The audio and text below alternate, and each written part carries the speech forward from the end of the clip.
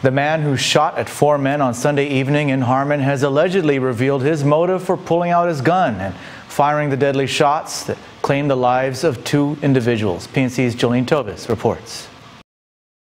A clearer picture of the events that unfolded during the deadly Harmon shooting has been painted by the gunman, Joseph Nicholas Sagdahl. Sagdahl is not your ordinary 24-year-old college student. He was trained in the use of weapons, and he worked as a shooting instructor. His weapon, a black Canik TP9 9mm caliber handgun, which he had and used Sunday night.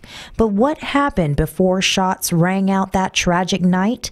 According to court documents, Sagdahl told police that he had gone to the Hemlani's apartments to pay back a $20 debt to a man identified as John. It was there in the parking lot he encountered Brokey Tomaso, one of the men whose lives was lost.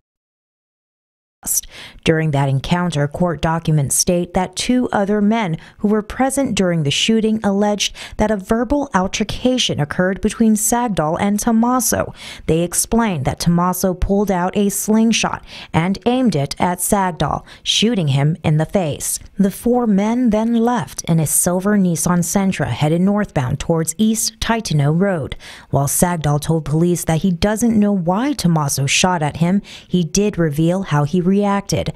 According to court documents, Sagdahl reached into his back seat, grabbed his gun case, removed and readied his gun by loading a live magazine and chambering a round. He then got into his blue Toyota sedan and pursued the Sentra, catching up to them near Route 16, where Sagdahl alleges Tomaso ran out of the car and taunted him. Court documents state that this is when the fatal shooting began, as Sagdahl leaned outside the driver's side window and shot at the vehicle an unknown amount of times. Sagdahl told police that as Tomaso tried to run away and get back into the car, he fired more shots at the vehicle. He further stated that he continued pursuit of the Sentra by pulling forward, making a U-turn, and stopping in the middle of Route 16, where he fired a couple more shots at the Sentra.